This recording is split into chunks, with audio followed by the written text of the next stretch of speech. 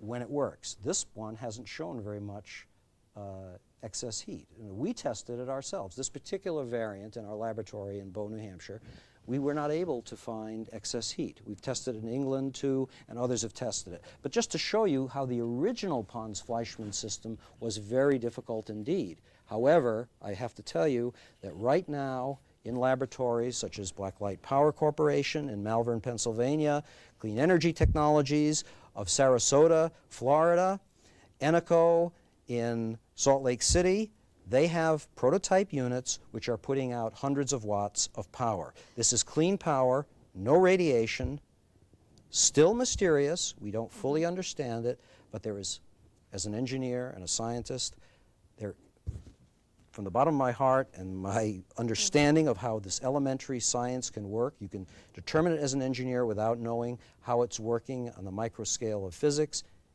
It's positive. In an ideal world, what would you like to see happen? Just tons of money thrown at this? No, I want not one red cent from the Department of Energy. In fact, if I were the President of the United States, I would rather like to see the Department of Energy disappear, because the Department of Energy has two main problems: energy for the people of the United States and cleaning up the horrible nuclear waste that we have. Now, guess what?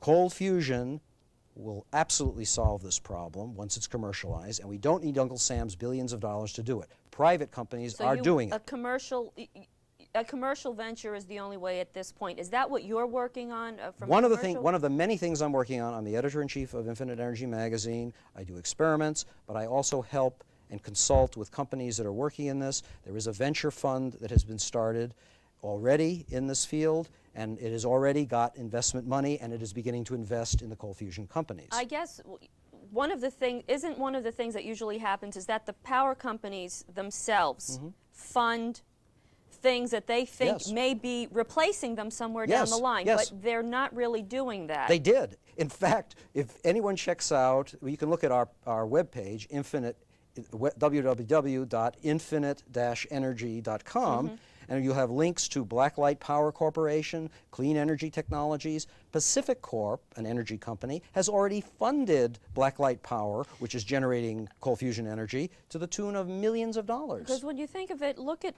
everything that would be affected by this. You've got the international oil companies, the Middle East coal companies, hydroelectric dams, nuclear power plants. All of this would be... That's correct. It will all be changed. Just as the computer revolution got rid of typewriters, just as the telephone got rid of most telegraphy, just as television, well, it doesn't completely suppress radio, but to a large extent, and just as a best analogy of all, air flight, which was deemed impossible by mainstream science, even after the Wright brothers flew. It took them 5 years to convince the New York Times and the Scientific American and so forth that they really had a flying machine, even though they were flying in broad daylight in Ohio. It's that intense a controversy. What are your critics saying about you?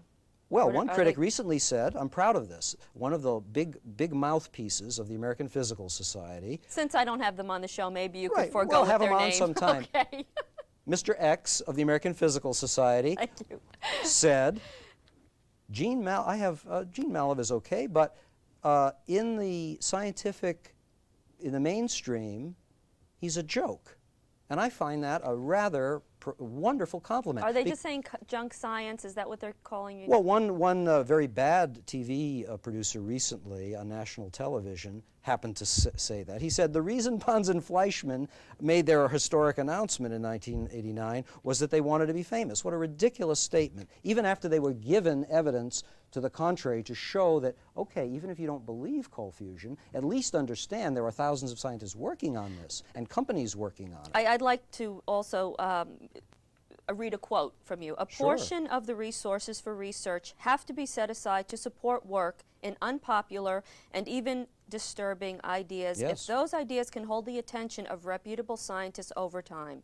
That's how progress in science is made. Absolutely. Is that pretty much sum Absolutely. it up? What I do believe, and this is even a broader issue, Maria, than just the cold fusion story, far beyond.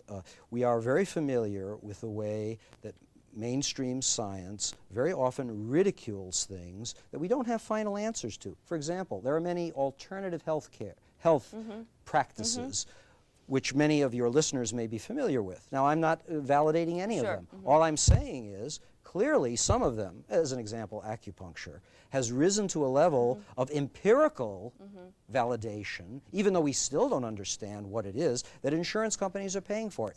There are many profound ideas in science left open that are being routinely ridiculed by what I perceive to be a very arrogant scientific establishment. I don't want to have anything to do with the government funding agencies that have the frontiers of science suppressed.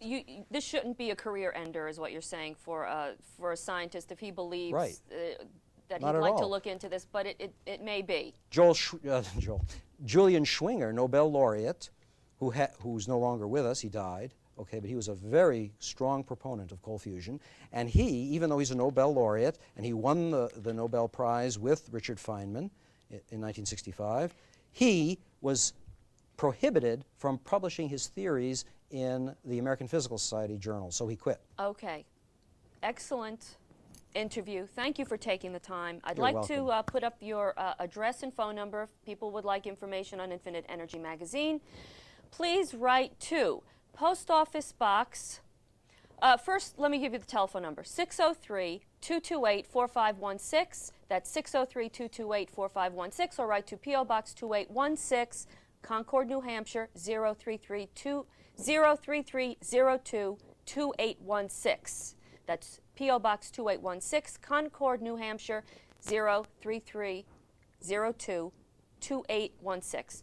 And for more information about common concerns, write to P.O. Box 55597, Trenton, New Jersey, 08638. Thank you for watching Common Concerns, a show known by the company it keeps.